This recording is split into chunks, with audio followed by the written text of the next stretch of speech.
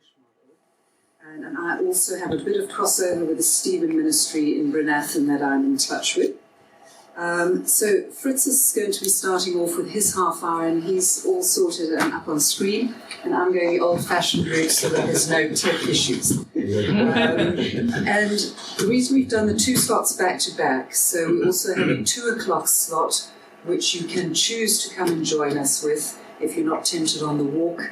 And in case we haven't finished our material, but also for questions and answers.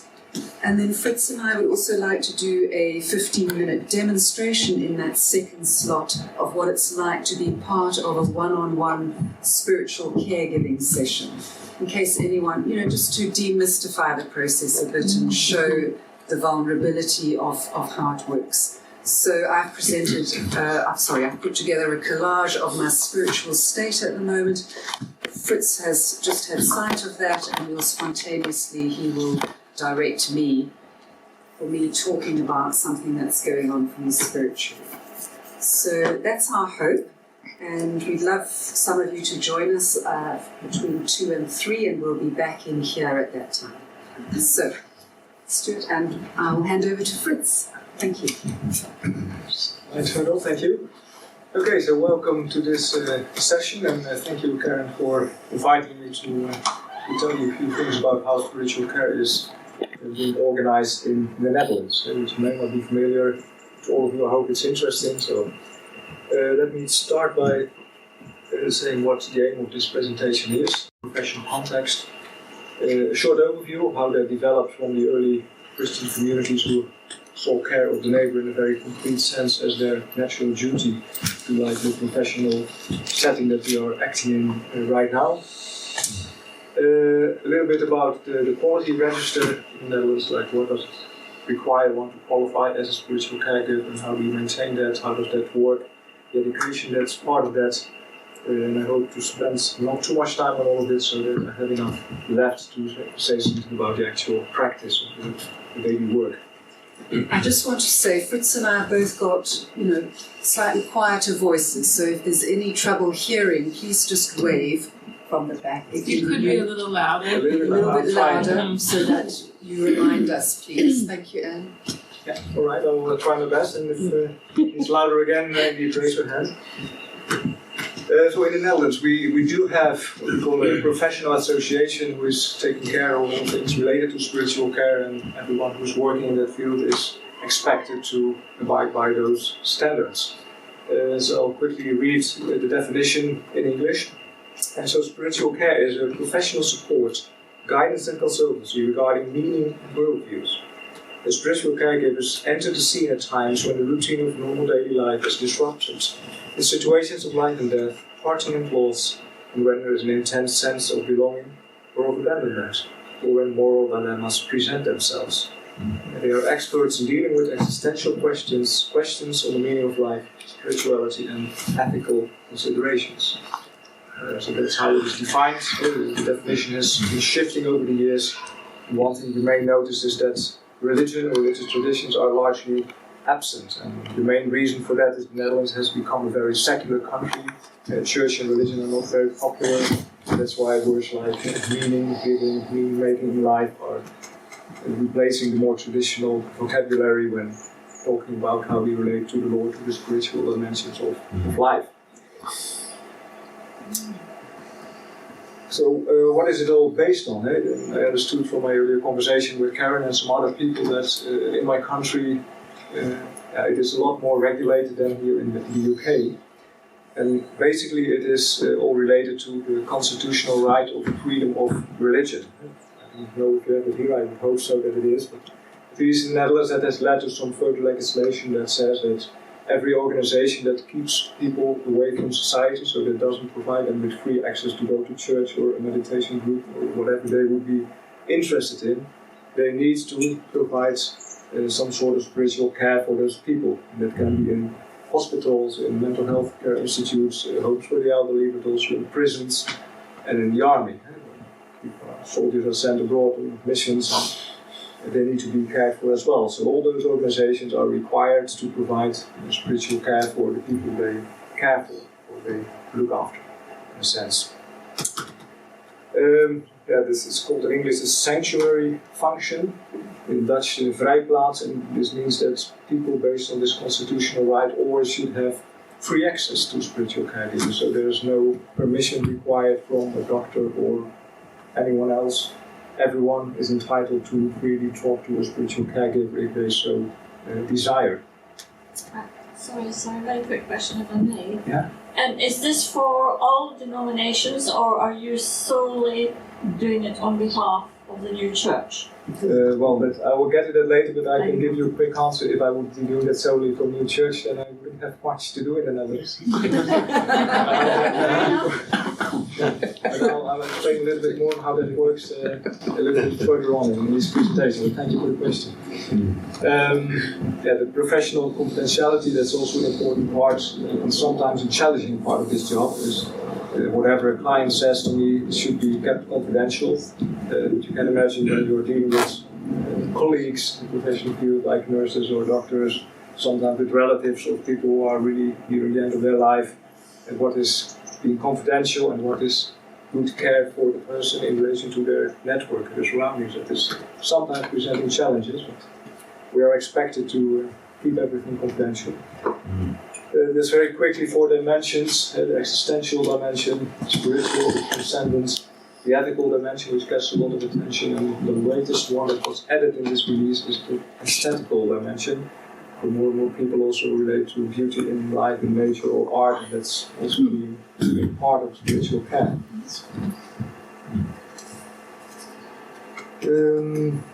I don't spend too much time with the idea here is that spiritual caregivers are not only involved in one-on-one talk with clients, but also are expected to work in the organization where they are employed, and even at the policy level and advising board and directors on how to implement spiritual care as part of the whole organization. So it's more than just one-on-one work with clients. And the roles, I think Karen will say something more about that in her part, but you see quite a lot of different terms which are in the professional standard, from counselor to being a representative of a religious tradition or the spiritual dimension, an educator for colleagues, coordinating volunteers who are also engaged in that work. So there's a lot of different roles that people like me can be expected to take on.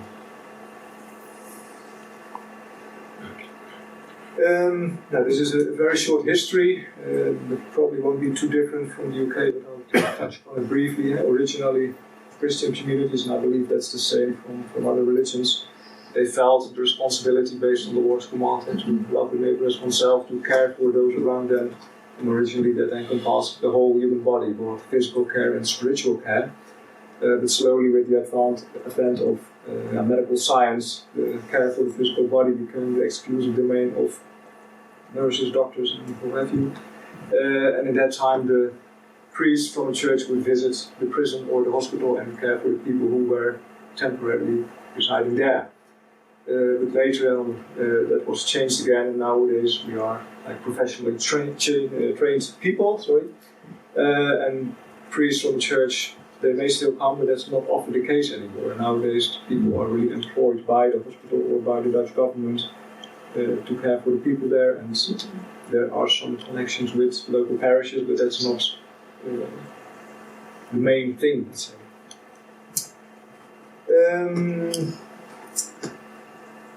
A little bit about how the situation is at present in the Netherlands. I was told we have about 2,000 professional spiritual caregivers. It may seem like a lot or not, depending on your expectation. And most of them, about 80%, are employed by healthcare organizations, and the other 20% are working for the prison system. The army police force has also started with this recently. And within healthcare, elderly care is presenting by far the largest chunk, but also hospitals and mental health care, and to a small extent youth care, are part of this field. Yes, and that's the last one here, that is self-employed spiritual caregivers. That's a fairly new development. Back in 2019, the Dutch government started with subsidizing spiritual care for people who live at home. And the reason for that is people are kept in their homes longer than they used to. That's because there is a lot of pressure on the healthcare system. There's not enough people working there, and more people getting older and getting the need to be cared for. So the Dutch government recognized that people who are at home may also not be able to visit church or have contact with a religious professional. So the Dutch government is subsidizing that people who meet the requirements can visit people at their home and go for a walk in the park, which may also sometimes happen. And that's paid for by the government, which is a very nice development. And that's for everyone who is 50 years or older, or who has a palliative indication both for themselves or for their loved ones. And it can also be for families with a seriously ill child at home.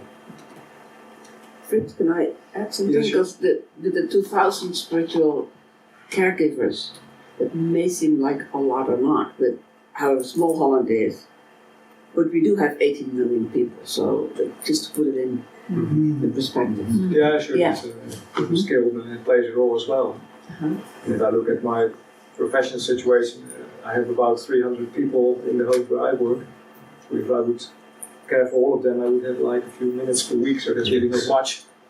And a lot depends on who is interested or who you are referred to. But at least that's the way it is now, 2,000 people, and there's always pressure on budgets and how many people are available and can be paid for. Now I want to talk to you a little bit about what it takes to work in this field in the Netherlands again. We have a national quality register, and almost all employers would ask for a spiritual caregiver to be registered in that quality register. And in order to do so, you need a certain type of education, and that would be a master's degree in one of those fields that you see there. And that we have specialized training programs for spiritual care, which are taught at various Dutch universities. And I'll show you the curriculum a little bit later on. The other thing is authorization or endorsements. I'm not sure which is the better word. And this gets back to your question. There are 7 or now 8 religious denominations which are approved by the government, and those would be the Roman Catholics, the Protestant, and the Eastern Orthodox, together with the Oriental Orthodox churches. Then there's Humanism, which has also a strong history in the Netherlands, and the Jewish tradition, Buddhism, Hinduism, and there is one that is like the independent spiritual caregivers, so those who are not part of one of those big denominations. So that's also a requirement, and each of them have their own educational requirements on top of the general spiritual care program. And one needs to be a member of the professional association. That's what it takes to be in the quality register, and you need to have training every 5 years distributed on 4 categories to maintain your professional competence. So left. This is a quick overview of how the curriculum of Master of Spiritual Care looks like. At least this one I took. There might be slight differences from other universities. Of course, there is a lot of information on the field of spiritual care from different organizations, different religious perspectives, conversation techniques, and all these kind of things. Ethics plays a big role, especially those moral dilemmas for which spiritual caregivers are often hired as leaders of conversations on moral dilemmas as they occur in healthcare in particular. Hermeneutics, there's a whole lot of professional skills on how you are expected to act within organizations, to educate, and all kind of things like that. There's a lot of research skills, internship. You are required to work in an organization for a couple of months under supervision. The supervision trajectory, some electives, and of course the thesis, which would be part of every master's program. And in order to start this program, that's getting more strict nowadays. Usually you would need a university level bachelor in a relevant field. I listed some of them there. That could be anything from theology to philosophy. And in Dutch we have one level below the universities. You have that they have special bridging programs to get you to the right level. It's called level 7. I'm not sure if you have it in the UK as well. But these are the entry requirements. And as I already mentioned, each of the 8 denominations have their own particular training programs, which would make one a representative of that particular denomination. So like if you want to be a Buddhist spiritual caregiver after your masters, you're expected to do another training program particular to that denomination, which you get to learn about 10 or 20 different Buddhist traditions and how they think of spiritual care. About 10 minutes left in my it's 10 to 15. So this is the daily work, which is actually what it's all about, apart from all the requirements to get started. And a lot of this work is one-on-one conversations, and they can be either with clients who are referred to a spiritual caregiver who asks for them oneself. But what's also interesting is relatives. Quite often talk to people whose partner is suffering from dementia, for example, who have a hard time accepting that, so they're also entitled to talk to us, but also colleagues. Recently, it was not my personal experience, but one of my colleagues, there was a nurse who had found an elderly person who was deceased and had fallen down in the bathroom all covered in blood, and that person was quite distressed about it. So in that case, a colleague can also seek us out and we can try to comfort them or mean something to them. Group conversations, some people find it interesting to talk on certain themes in small groups. In elderly care, but also in youth care, can be anywhere. Conducting worship services. Sometimes that's done by local parishes, local churches. When they are not available and people are interested in worship, we are expected to be able to provide for a small worship service. The nature of that will depend on the background of the people living there. Individual rituals, sacraments, anointments, or once I had to do it was not really a funeral, but someone was not able to attend a funeral of a loved one, and so we had to create something with a photograph and a candle and a prayer and some poem this person wanted to read. So sometimes you really need to provide something on the spot in order to create a meaningful setting to pay attention to a particular event in a person's life. Moral case deliberation, I'm not sure if that's a very good translation. In Dutch we call it moreel beraad. And those are cases when there is a moral dilemma. So you need to choose between two evils. One particular instance that comes to mind that I encountered during my studies was a pregnant woman who was also suffering from a brain tumor. So then the choice had to be made whether to treat that brain tumor with the risk of health problems for the unborn child, or whether not to treat it and increasing the chance of the child being born, hopefully as healthy as possible, but deteriorating the mother's condition. Then you have those two evils to choose from. How the woman is feeling about it. In this case, she wanted her child to be born healthy and she didn't care about herself. But there's also the husband and the other children in the family, the staff in the hospital, and in such a situation you are looking at all the different perspectives, the values that are in place and what it means to people individually, the alternatives that come up, but also to have everyone have a chance to say what they feel about it and what's important to them. Spiritual caregivers of leading the conversation. There's a lot of cooperation with other health professionals like doctors, nurses, psychologists, you name them, whoever is working there. We often are part of a network around clients and who have common approaches to what is best for the client and who can help where. It's also part of the job. And there are also various other projects we are asked to participate in. And like now I'm also part of a project to counteract, how do you say that, bullying, I think, when people are just like small children, they are teasing each other, not accepting each other. It's also a rather big problem and we can be asked to work on some projects as well. So what does it actually take? I think it was already mentioned a few times during Grant's presentation. Being present with the client is often very, very important. Just to be there, to be able to take more time for the client than the nurse who has a whole list of tasks to do it in a few hours. And clients often tend to appreciate that. That's my experience. Just being there, in Dutch we say to offer a listening ear. I'm not sure if you have that in English as well. So people really are able to share their story or what bothers them, and someone is really there for them only and listens. That's very valuable. And I had to learn that as well. during my training period, I was with some clients, and they are really in that place and strong Reformed Protestant beliefs about punishing God, eternal hell, and all of that. You want someone to somehow get into a better state, and if they don't, it's like, oh, am I doing things right? And but when a client says, okay, this conversation is like the one spot of light or one moment of light in my week, and I think, okay, I must be doing something valuable there, even though the overall state of the client is not visibly improving. We are really expected to care for what the client believes and where they stand. It's not a job where you should evangelize or trying to convince people of other points of view. Really try to connect to where they are and what their background is and what they ask, which is not always easy, but that's at least what we should be doing. And there it also helps to know that the Grantman is made up of many religions. I think that's Divine Providence 326, if I'm not mistaken.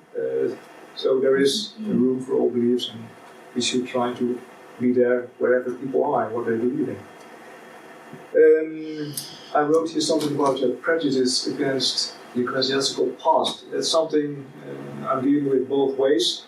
Sometimes you are seen as the pastor, even though I'm not even a priest at all, but it brings some kind of authority for some people. Whereas others have something really against. They want it not to have anything to do with the church, so they don't want spiritual care because it is of the church. And those are two extremes that also play a role in how you are viewed by people, both positive and negative. This one I already mentioned a little bit earlier, sensitivities of preserving the confidentiality of what clients share with what, for example, a partner of that person shares with me, and sometimes talking to other professionals who are engaging with that client, what is good for the client, can I use information, can I share something that the client says, perhaps to comfort a partner, or should I not do that? It's often a very delicate balance to treat, especially when people are near the end of their lives and they're not always very capable of expressing what they want or what they don't want. But it is a delicate line. What's left? Some common themes that I've encountered so far. And increasing autonomy is something that I experience many people are struggling with.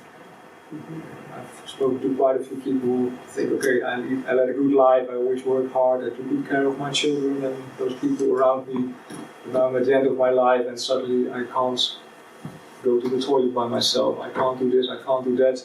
Is that what the Lord is giving me to thank me for my hard work? And that's how people not only once view that, and also some resentment towards partners who dump them in such a home where the wife is going off with friends and the person is like very depressed, how they perceive their life.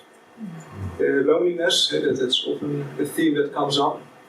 I think that quite a few people, at least in my experience, are very lonely and perhaps not really looking for a spiritual perspective or a religious perspective, because either they don't have any children who visit them, or children are living on the other side of the country, there are broken relationships with children. That makes for situations where people just appreciate someone to share a moment of their life with, to talk to, and that's another common theme. Grief over deceased spouses, that's very common as people get older. Usually one of the two passes over to the spiritual world first, and that often gives a lot of grief. People want to talk about it. Here it is very interesting. I usually ask the question like whether they expect to see their spouse again in the afterlife, and even if people don't know about Swedenborg, you see many people hope for that. At least that's what they express. I hope so, or they ask, what do you think? That's a very interesting theme to try to bring some Swedenborgian theology into that. People are not very convinced, that's my opinion, that they hope for that, at least in most cases. And when people approach the end of their life in the natural world, that's also a situation when a spiritual caregiver is often consulted.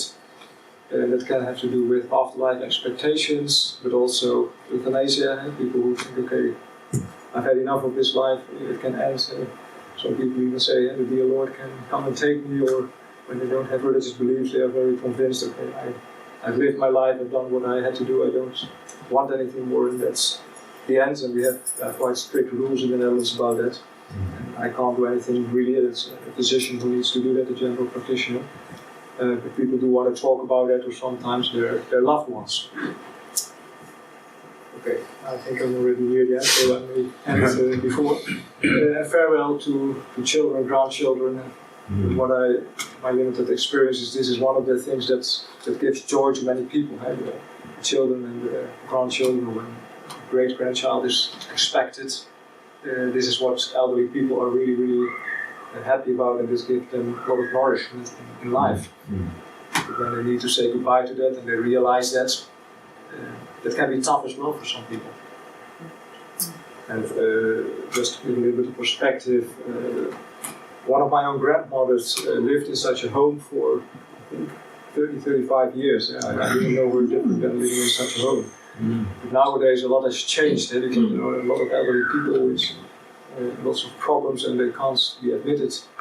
So nowadays, maybe anyone wants to make a guess. What's the average duration that a person spends in such a home nowadays? Anyone?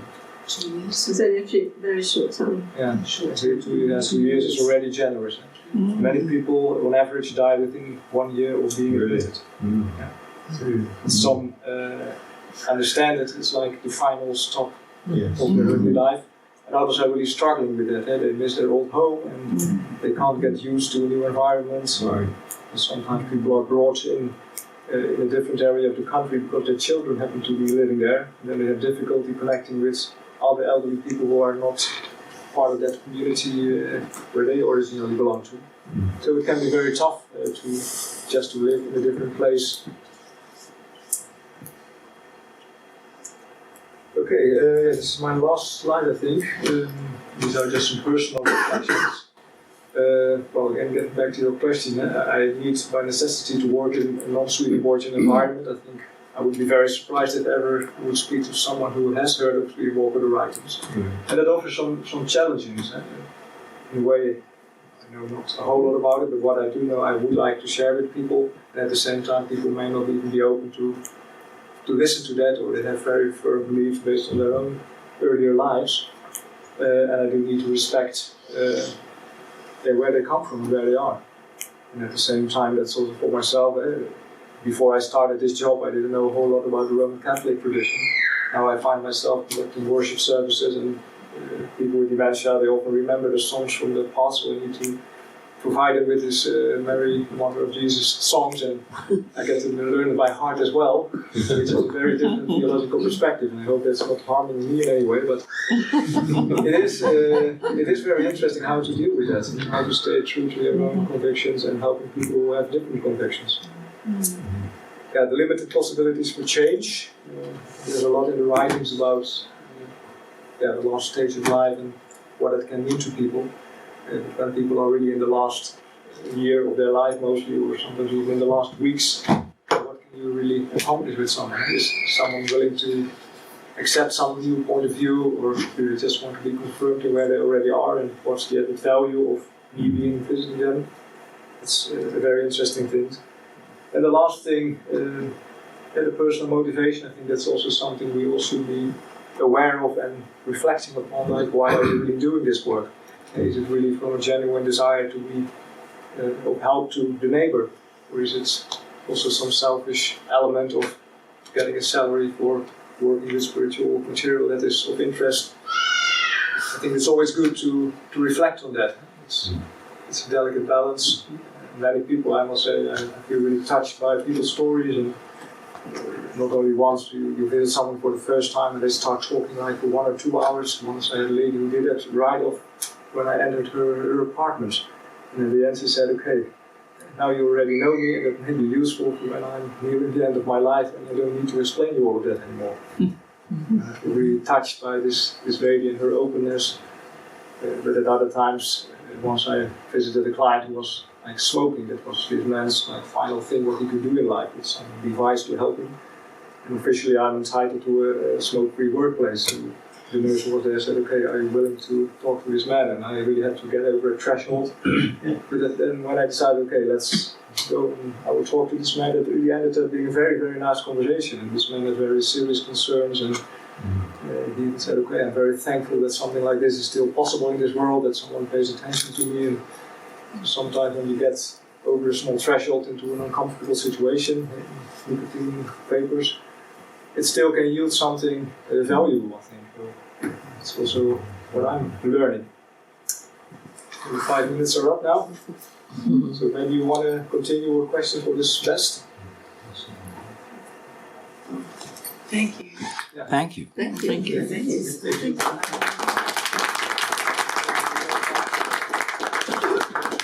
Questions later on. Yeah, what I will say, just for a couple of minutes, has anyone got any burning questions for Fritz, who's really presented a wonderful picture of the public face of spiritual caregiving with that professional degrees underpinning it and the various roles within organisations that we take. So did anyone have any burning questions? I was just going to say, when I first met Fritz, you were working in a sugar beet factory. Yeah. And I had no idea that you would take this amazing journey and leave the world of, manufacturing, commerce to take this, I think it's hats off to you to be brave enough to leave a secure job and take this up. So, I mean, it's a very good example of, public service. Yeah, well, thank you. It's actually, when I was in the Mars program, it's something was like, okay, I should do something with this. And I explored various options. I came across this field, and so far I'm very thankful for the opportunity to do this. And indeed, I had to take a pay cut, the permanent contract to do this, but I hope I'm sure the Lord is leading me in the whole trajectory. And thank you for this. Are we all ready? Yeah. Stuart? Sorry. I'm going to make the start. And if it doesn't very hot. Pull the plug out of the computer. Okay. Oh, that's our lovely home in print. Hey! Just put it out of the computer for me. No, that's it. That one. Put it out. Here we go. I didn't realise we had that on screen. I'd like to point out it's only one of the four, not the Let me just turn this off and then you want to breathe out the buzz. Right, so I'm going to work the old-fashioned way with a memoir. So what I'm going to be presenting is quite different from the angle that Fritz was presenting from. So I want to really go into the one-on-one spiritual caregiving as a self-employed person. I'm not going to go into all the training, the 4 years of training I've done with the Church of England, but I have all that material available if anyone has questions around it for the second session. But it was a Church of England model. It's probably about 40 to 50 years old. American models are quite similar as well within Ignatian institutions. And it's really a listening model that's been developed over these years. And a lot of the knowledges that we got to augment our spiritual direction practice or spiritual caregiving practice was from contemplative Christian traditions. So my passion has been to undertake spiritual caregiving in new church environments. So I am already working with 5 people from new church backgrounds, and I was very interested to see how this model is going to be useful in our setting. And my passion lies offering this to the new church. I will also work with some people with the Church of England and registered with the diocese and all the safeguarding and supervision and DBS checks that we have. But I'm holding hands across the sea to Brenathan to see, and to Fritz in Holland, and anybody else who has qualified in spiritual caregiving in a formal way, that includes the 12 Stephen ministers in Brenathan, to see how would we regulate this or have a directory of spiritual caregivers where we can all feel comfortable that they've got a certain training behind them that could be on a par, if you like, including safeguarding and DBS. So I'm going to jump into the really intimate nature of what it's like to be working with someone on your spiritual journey. So the essence of the matter for me is it's a choice to explore or reflect on your spiritual journey with another person who's trained and dedicated to offering the gift of time and themselves exclusively for this purpose. So that touches on what Fritz was saying, is that you are a listening presence in the room, reflecting back, getting people to go deeper. And the offer of a safe, confidential, sacred space to bring your whole self, and you will be accepted and listened to without judgment or expectation.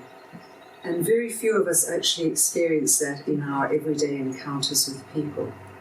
And I do have to be within New Church circles where we all wear different hats. I do have to be extremely conscious of the confidential nature when I've actually got sometimes people in the room in a certain setting where I'm providing spiritual caregiving to them. So that safety and confidentiality is extremely important. And I think being listened to without judgment or expectation.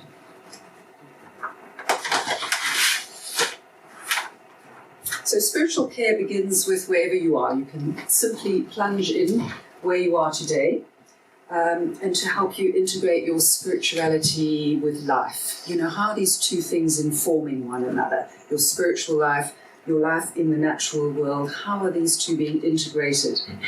So I would be asking a lot of, and Fritz I'm sure will echo this, I'd be asking a lot of open questions, such as questions to help you make connections between things. To evoke process. So you'll share something with me and I'll say, so what is that like for you?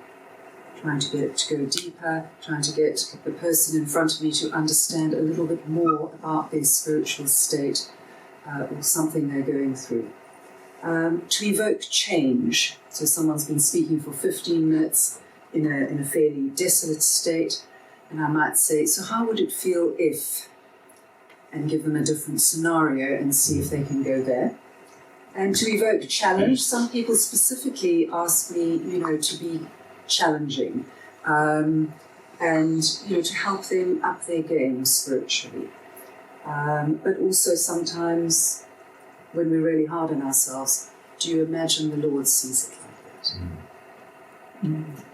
And relating to the here and now, so people do have spiritual experiences that can be fairly way out there, particularly when they undergo something like spiritual madness, which is when you have a sudden spiritual awakening or awareness of influx, if you like, and you're not sure what to do with it because you don't have a context in your life for the experience. And that can have quite a psychological impact on people and can look like a psychotic episode. So how do you differentiate between somebody who really has just opened up and is receiving influx and somebody and just beginning their journey and have no idea what's going on, and someone who's really having a psychotic episode and requires psychological care? So those are some of the training areas that we go into as well. But relating to the here and now, so in other words, if you're having an experience that's completely ungrounded and you can't, it's not in the realm of what you would normally be doing from day to day, does this experience fit with you and your life? How would I help somebody like that ground that experience so that it's more meaningful and it can come out in their lives, as opposed to just experiencing something and not knowing how to make it useful, how to bring it to bear with others. And also, if they're learning anything about themselves in a difficult temptation that they might have been through, what have you learned? What, you know, how are you feeling about what happened? Then, how do you feel now? Or what do you think it means? Just helping people to connect the dots between their spiritual life and what's going on every day. So this is I will have a handout on this that I'll use in the second session this afternoon. But Fritz touched on this as well. So spiritual caregiving, and now there is a conundrum. Spiritual caregiving is not counselling or psychotherapy. pastoral care, coaching, or mentoring. But it can overlap. So it's been interesting for me to notice that the Stephen ministry model in Brynathan is actually more in the session of counselling and pastoral care. But a lot of the people that are Stephen ministers are put in situations where they are asked spiritual questions and people want to go deeper spiritually. And from what I sense, having been engaged with them on a number of occasions now, they would very much like to be going into the spiritual side a lot more in a comfortable way. So with my particular training model, we are encouraged to individually create something that works for us. I'm still early days, but I'm using New Church principles, or if I'm in an Anglican setting, I'll use the 2 Great Commandments. So for me, spiritual caregiving is first and foremost turning to the Lord's leading in our relationship. That's between myself and the spiritual care receiver. So we're each looking to the Lord to support our interactions with Him, to support your interactions with Him as a client or as a spiritual care receiver, your uses, the relationship with your neighbour, your self-care. That's amazing how often that comes up, particularly in New Church circles. We're so uses focused that self-care goes out the window. And your relationship with the Lord's creation. I think Fritz touched on that as well, where people see the Lord and find meaning in their spiritual lives out in nature. So all those aspects are pertinent, relevant, accepted ways of engaging with your spirituality. But for me, that's the sort of cup that I'm putting in now. The Lord's leading. If you want to discuss where you are in your relationship with the Lord, with a neighbour, you're having trouble with a particular use, you're trying to make sense of where you should go next, your self-care's gone out the window, and or you're a person who really reflects the Lord, finds the Lord reflected in a natural setting, going for a walk, etc. So just a point of clarification. Yes. Karen. So in coming to you, as opposed to coming to a counselor, they are empowering you to do that, to work with them in those areas. So I'll just go back to that for a second. Just with a show of hands in the room, how many of you have been either in a counselling, a pastoral care, a coaching, or a mentoring situation? You mean giving or getting? Either. So that's a lot of us. So how would we characterise the difference between those 4 things in very simple terms? In terms of regularity, would you see somebody once a week, for example? So, for example, in counselling, you're more likely to see somebody on a weekly basis. You might be in a life crisis situation. And Rarely has anything to do with religion. Rarely has anything to do with religion. What about a pastoral care situation? When would you be seeking pastoral care in your life? Perhaps moving to a different geography, perhaps some institutional hurt, a difficult conversation with somebody that's in your congregation or in your church that you need support with. Or a family issue. Family issue. Coaching. So coaching and mentoring are more business-like terms.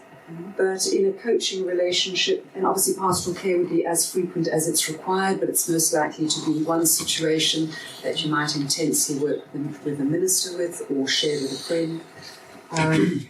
Coaching and mentoring, slightly different. So coaching would normally be somebody with a set of tools that can support you. If you feel you're in a rut in your life and you would like to extend your boundaries and move forward in your professional life or in other areas. And mentoring, of course, is a situation where there is somebody who has experience of your particular field of work, perhaps, and they are supporting you in a role or a use. So spiritual caregiving, by contrast, although it may touch on mentoring and a little bit of pastoral care, but I would definitely, if it became more of a counselling situation, I would refer that on to somebody who's a professional in that area. But I've certainly noticed a little touch into mentoring, because that's also a way of showing care for the neighbour, because it's often around their use that they feel really sensitive about, or they're discerning how to move forward. So there is overlap, but it's useful, I find, giving this worksheet to people which distinguishes clearly about how each of these things could be used in your life to support you, all the different ways that we could care for the neighbour and support them. Saying that the spiritual direction relationship is of course to accompany the person on their spiritual journey. So it's walking alongside somebody. The relationship can last for years. So some of our tutors, I'll come back to that, some of our tutors have been walking with people for 18 to 20 years. And it's usually every 4 to 6 weeks, so there are much longer intervals. That's because our spiritual life is a more gentle wave that's going on underneath the surface. And I do request people's permission to take notes, which are kept securely because of the GDPR, but it helps to connect the dots between those 4 to 6 weeks, and it keeps spirituality at the top of your mind, preparing for a session or after a session itself. So I hope that's clearer, and of course, again, just to re-emphasize that the Lord is in charge of the process. So what can you bring or talk about in an hour-long session, or slightly more, of spiritual caregiving, which would take place every 4 to 6 weeks? So any joys or concerns about your spiritual practice, your prayer life, your journaling? I'm a prolific journaler, that's how I talk with the Lord, and it goes into prayer. Gratitude, reading the Word, anything that you're struggling with. Some people say they would like a bit of accountability around those things. Because they say, I know that I'm supposed to be reading it every day, the Word, but I can't do it. Can you help me with that accountability? Uses, of course, comes up a lot, or the service in your church communities and in your career and day-to-day life. Discernment around the Lord calling you to be doing something new. How are you discerning what the Lord is telling you about going into a new area or a new use? Times of change and transition come up a lot in spiritual caregiving. And that could be time of life as well. So a couple of people in their late 50s or early 60s heading towards retirement, wanting to do more service, that can be quite a strong phase. Tracking your inner states over time. I think spiritual caregiving with somebody can really help with tracking those states. Or your spiritual growth overall or specifically. Any areas like, struggling with repentance or forgiveness, struggling in a marriage or celebrating in a marriage, there are periods in our life where we feel we're turned away from the Lord, and periods where we feel we're turned towards the Lord. A useful exercise has been to do a spiritual timeline of your life, showing when you've been turned towards Him and when you've turned away, and why, and how all those things fit together with your natural life. Engagement with a new spiritual tool. So, for example, I'm about to go into Logo Praxis with the Australian New Church starting next week.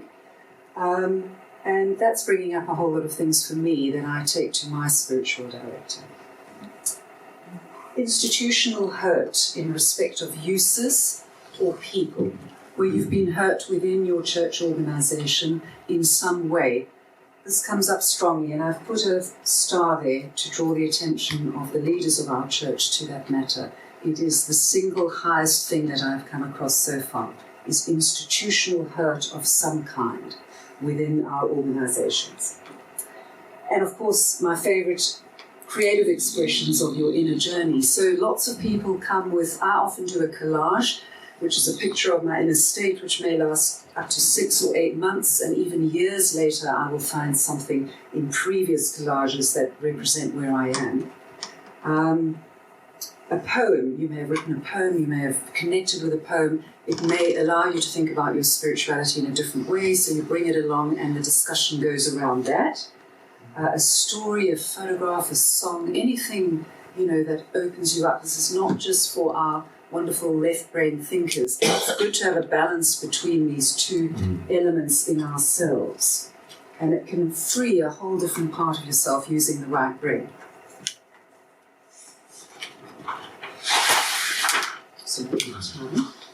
So what would I, as a spiritual caregiver, be bringing to a session?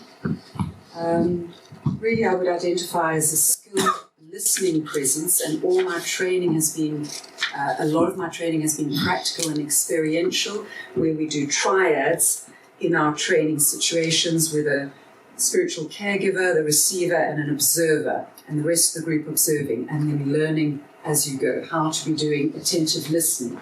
So a listening presence that's open and receptive, and I'm sure Fritz would agree with that as well.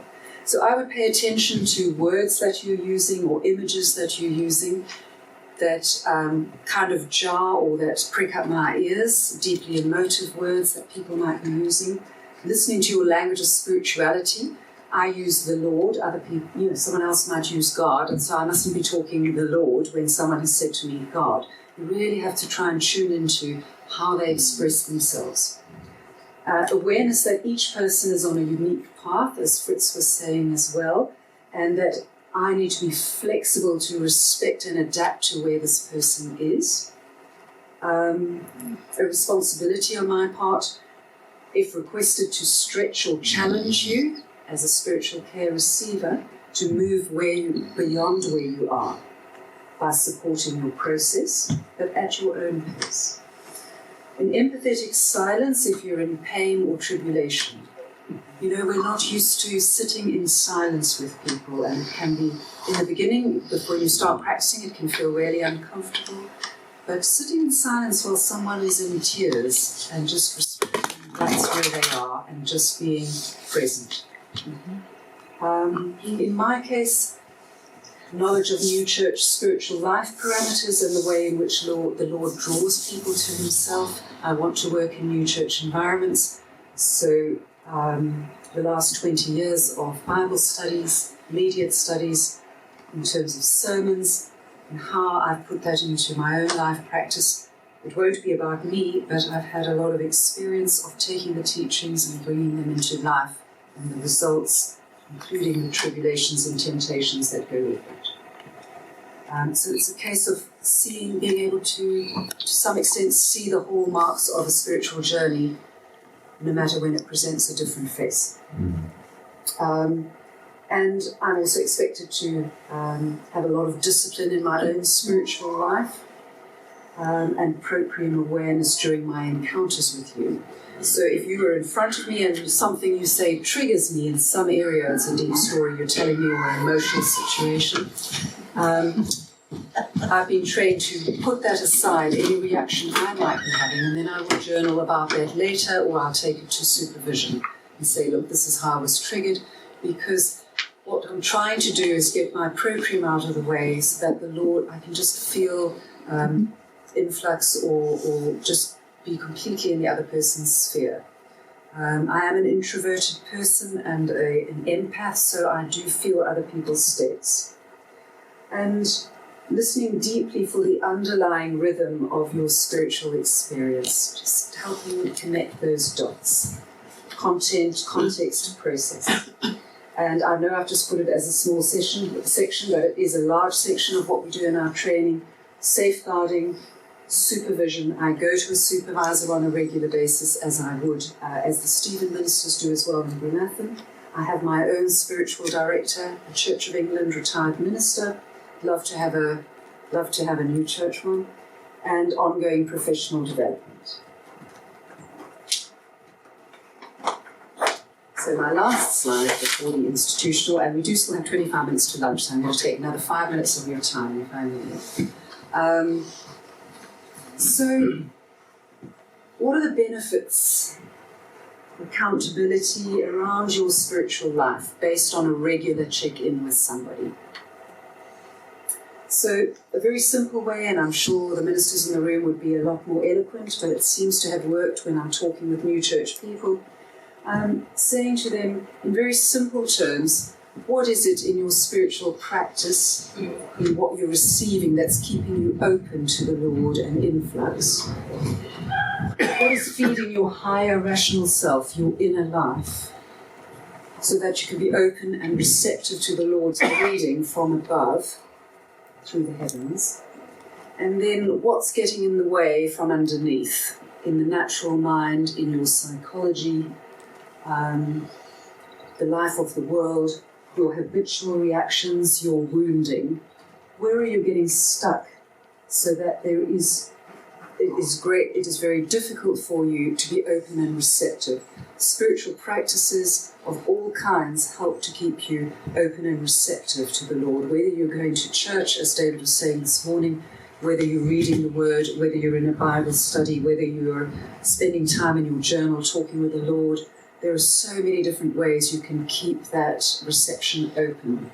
But of course, real life is extremely challenging, and often we'll go a whole day having kind of opened up in the morning. By the end of the day, we're feeling very closed down again. How do we open that up before bedtime?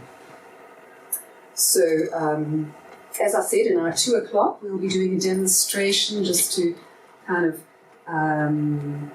take the mystique out of an encounter with a spiritual caregiver, answer any questions, and I'll have some information you can take away, just a couple of simple worksheets.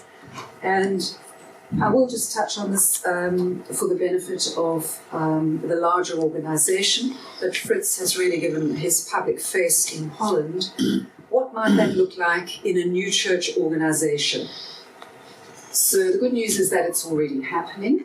So I'm in touch with the Stephen ministers in Brunathan, and to begin to understand the training that each of us have had, I'm bringing Fritz into that as well, to see how different they are, if they are more pastoral, more counselling orientated, or are they more purely on the spiritual and the Lord's leading and the journey, and how the spectrum seems to be quite flexible between us.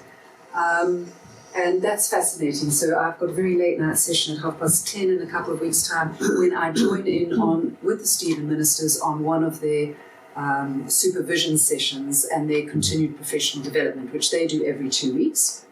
And that is with Nina De Vries and Lita and Reverend John Erdner in Brunathan. So we've had a lot of interesting discussions, and I have a little paper that's come out of it. We're looking at a talk at the assembly next year, and have a paper that's come out of that I will give to David, just as a matter of interest. What about a directory of spiritual caregivers in the new church?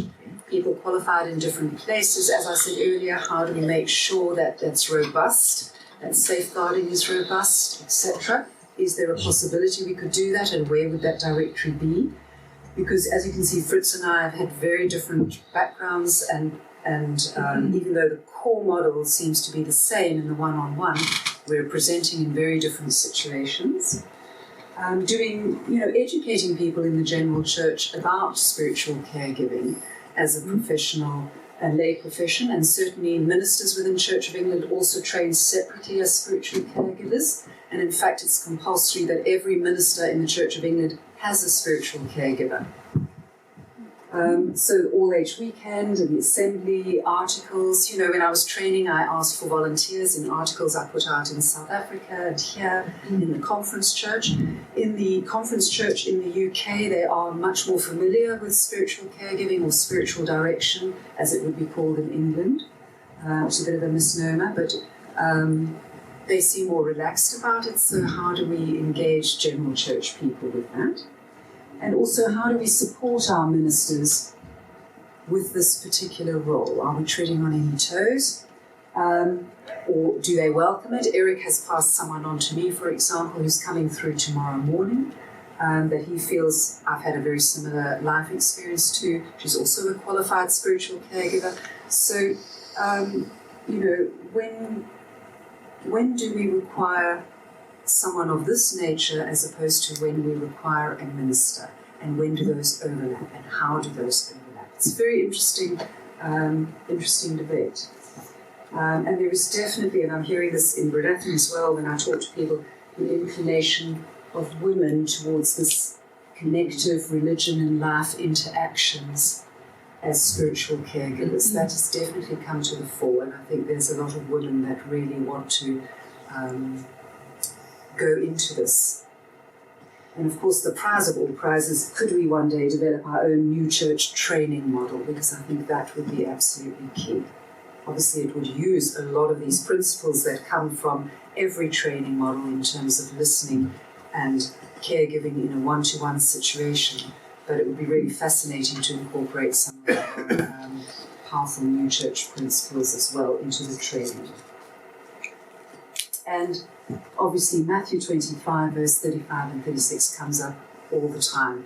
After Eric's talk this afternoon, I have extra resources. Sometimes we're so overwhelmed by everything we hear on a weekend. I've got a resource page you can take away, which all focuses on this, the principles and the material available around that particular passage. But I did just want to touch on that corporate front, but the important thing was really to relationship. So thank you very much for your attention.